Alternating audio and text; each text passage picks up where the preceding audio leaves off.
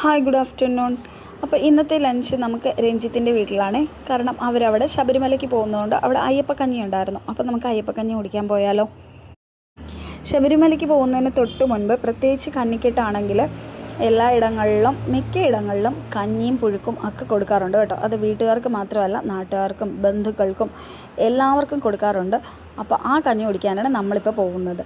അപ്പോൾ രഞ്ജിത്തും വൈഫും അബ്രോഡാണ്. ഇതാണ് രഞ്ജിത്തിൻ്റെ വൈഫ് മിഥില. ഇത് അവരുടെ കൊച്ചുമോള് മിത്രക്കുട്ടിയും അച്ഛനും ഇതാണ് ബ്രദർ ഇൻ ലോ അനീഷും ഒക്കെ ആയിട്ടാണ് അവർ ശബരിമലയ്ക്ക് പോകുന്നത്. അത് കഴിഞ്ഞ് അവർ തിരുപ്പതിക്കും കൂടെ പോകുന്നുണ്ടേ. അപ്പോൾ ഒരു ചെറിയ പരസ്യം കൂടെ പറഞ്ഞോട്ടെ.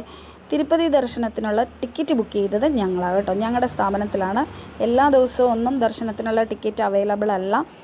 അതിന് വേണ്ടിയിട്ട് എപ്പോഴാണ് അവൈലബിലിറ്റി എന്ന് പറഞ്ഞു കഴിഞ്ഞാൽ തിരുപ്പതിയിൽ നിന്ന് അറിയിക്കും. അപ്പോഴാണ് നമ്മൾ ഇവിടെ പരസ്യം ചെയ്യുന്നതും പോസ്റ്റ് ഇടുന്നതും ഒക്കെ.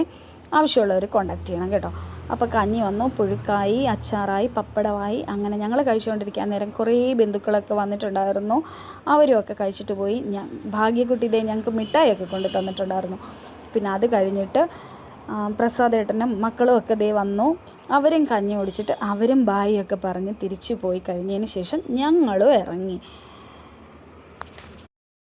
അപ്പോൾ പറഞ്ഞു തീരാത്ത കുറേ വിശേഷങ്ങൾ ഇനിയും ബാക്കിയുണ്ടായിരുന്നു. എത്ര പറഞ്ഞാലും നമുക്ക് വിശേഷങ്ങൾ തീരത്തില്ലല്ലോ അല്ലേ. ഇനി അടുത്ത വർഷത്തെ ലീവിന് വരുമ്പോൾ കാണാം എന്നൊക്കെ പറഞ്ഞിട്ട് ഞങ്ങൾ ഇറങ്ങി തിരിച്ച് വീട്ടിലെത്തി. അപ്പം ഞങ്ങളുടെ ബാക്കി വിശേഷങ്ങളുമായിട്ട് അടുത്ത വീഡിയോയിൽ കാണാം. എല്ലാവരും ഒന്ന് സപ്പോർട്ട് ചെയ്തേക്കണേ.